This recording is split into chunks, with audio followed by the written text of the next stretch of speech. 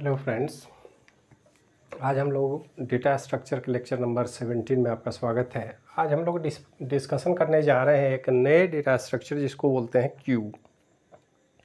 Q physical world के लिए कोई नई बात नहीं है या स्ट्रक्चर नहीं है। जैसा कि हम आप जानते हैं, बहुत सारे ऐसे सीन हमारे सामने आते हैं जहाँ पर क्यू का इम्पोर्टेंस समझ में आता है। किसी शॉपिंग मॉल में अगर इंटर करना है तो क्यू बनाने की ज़रूरत है। टोल टैक्स पर गाड़ी को क्रॉस करना है तो क्यू बनाने की ज़रूरत है। स्कूल के कॉलेज के एडमिशन काउंटर पर आप जाते हैं तो क्यू बनाते हैं। तो हर वैसे जगह पर जहाँ पर एक कॉन्सेप्ट हो फर्स्ट इन फर्स्ट आउट, इस तरह के स्ट्रक्चर को ही हम बोलते हैं क्यू। ऐसी तरह का स्ट्रक्चर पर अगर प्रोग्राम बनाई जाए, स्वाभाविक है कि अगर फिजिकल वर्ल्ड को प्रोग्राम में कन्वर्ट करना है आपको, तो इस तरह के स्ट्रक्चर को इग्नोर नहीं कर सकते। इस तरह के ऑपरेशन को परफॉर्म करना होगा आपको। यहाँ पर आप अपनी मर्जी तो चला नहीं सकते हैं। फिजिकल वर्ल्ड के डेटा को प्रोसेसिंग करनी है तो जो उनका स्ट्रक्चर है उसको मेंटेन रखना होगा। तो क्यू जो है वो एक ऐसा डेटा स्ट्रक्चर है जिसमें फर्स्ट कम फर्स्ट सर्व का कॉन्सेप्ट है। पहले जो डेटा आएगा उसको पहले प्रोसेस करेंगे, बाद वाला उसके बाद आएगा, और अकॉर्डिंग टू अराइवल हम प्रोसेसिंग करते जाएंगे डेटा का। तो स्वाभाविक है कि स्टोरेज की बात होगी तो अकॉर्डिंग टू अराइवल स्टोर भी करेंगे हम। तो ये जो डेटा स्ट्रक्चर है वो कुछ इस तरह का मान लेते हैं। एक एरे की बात हम कर लें तो इस एरे में एंट्री का ये पॉइंट होगा और एग्जिट का ये पॉइंट होगा, ये कहना चाहते हैं हम। और जो एंट्री पॉइंट है उसको बोलते हैं elements in a queue are added at one end called rear. तो ये हमारा रियर है और ये है front.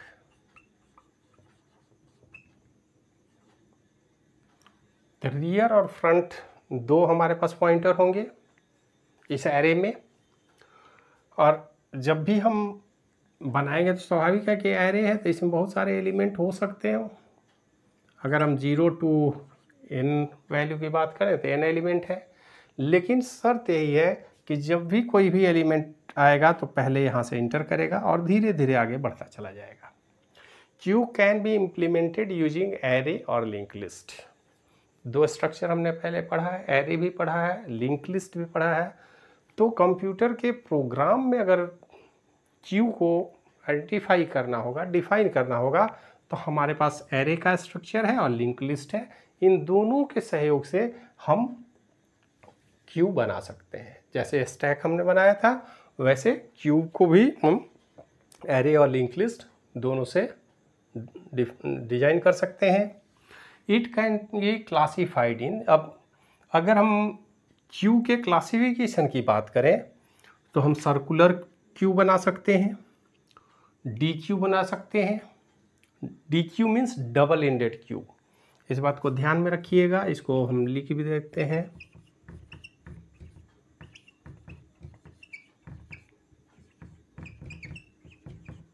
Double ended queue, priority queue और मल्टीपल क्यू, ये चार तरह के क्यू प्रोग्रामिंग में बनाए जाते हैं, इस्तेमाल किए जाते हैं।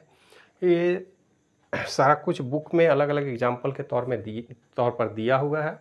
उस पर बेस्ड प्रोग्राम भी दिए गए हैं, उनको आप देख लेंगे। लेकिन पहले हम इस कॉन्सेप्ट को ठीक तरह से समझने की कोशिश करेंगे। तो सबसे पहले रियर या फ्रंट की हम बात करें तो सबसे पहले एक एरे हम बनाएंगे।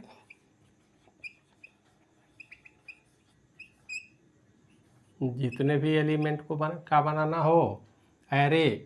अब एरे बनाने का एक्चुअल अगर सी लैंग्वेज में हम बात करें तो एरे, और यहाँ पर नेम कुछ देना पड़ेगा एरे का, उस नेम के एरे को हम बना लेंगे।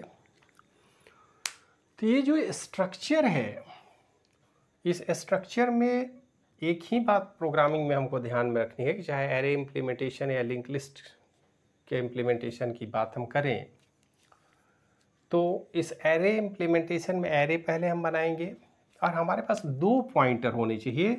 एक रियर का पॉइंटर होगा और एक फ्रंट का पॉइंटर होगा। स्वाभाविक है कि एक ही तरफ से एंट्री हो सकती है और एक तरफ से डेटा को आप मूव कर सकते हैं। जैसे स्टैक में एक ही पॉइंट पर एंट्री और एग्जिट दोनों था, पुश या पॉप ऑपरेशन परफॉर्म करते थे। उसी तरह क्यू में ऐसा नहीं है। क्यू में हमको एंट्री के लिए रियर पॉइंट पर जाना पड़ेगा और फ्रंट से हम आउट करेंगे। मतलब इन करने का ये रास्ता है और आउट का रास्ता अलग है। तो इस तरह के स्ट्रक्चर को ही हम बोलते हैं क्यू।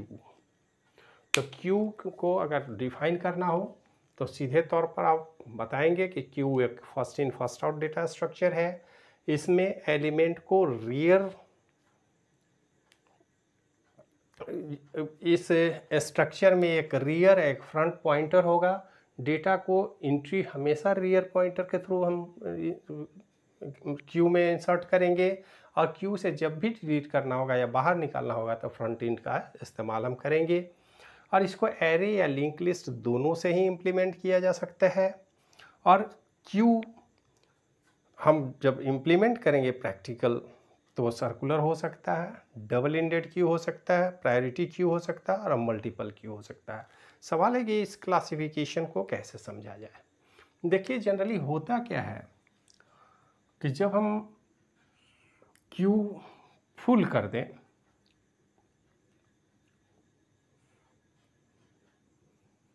तो एक सर्कुलर क्यू की बात जो होती है तो उसमें क्या होगा कि ये हमारा फ्रंट है, या इसको हम रियर ले लें या इसको फ्रंट ले लें। तो फ्रंट अगर रियर को लिंक कर दे तो ये हमारा स्ट्रक्चर होगा लिंक लिस्ट। स्वाभाविक है कि ये काम हम लिंक लिस्ट में ही कर पाएंगे। सर्कुलर क्यू की अगर बात करें तो हम लिंक लिस्ट में ऐसा करते हैं ताकि हम स्पेस को बचा सकें और अगर खाली है तो हम उसको भर सकें। क्योंकि एक क्यू में ऑपरेशन क्या परफॉर्म किया जाएगा, क्यू में डेटा इंसर्ट कर सकते हैं, इसमें डिलीट कर सकते हैं, इसमें ट्रैवर्सल हो सकता है,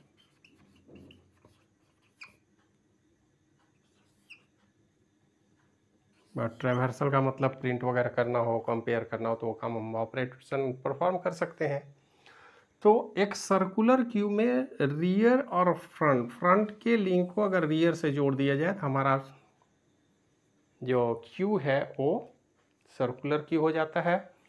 और सर्कुलर क्यू पर आगे प्रोग्राम हम बनाएंगे तो देखेंगे, लेकिन उससे पहले हम ज़रा सा कुछ बातों को ध्यान में रखें। पहले तो इंजर्शन और डिलीशन वगैरह हम देखेंगे नेक्स्ट वीडियो लेक्चर में। उससे पहले केवल कॉन्सेप्ट समझ लिया जाए। एक डी क्यू है, डबल इंडेड क्यू का मतलब होता है कि ये एक ऐसा क्यू है जिसमें रियर और फ्रंट दोनों ही तरफ से ऑपरेशन परफॉर्म किए जा सकते हैं। मतलब इंसर्शन और डिलीशन दोनों ही ऑपरेशन हम दोनों साइड से कर पाएँ। अगर ऐसा हम कर पाते हैं तो इसको बोलते हैं डबल इंडेड क्यू, दोनों साइड में इंड करेगा।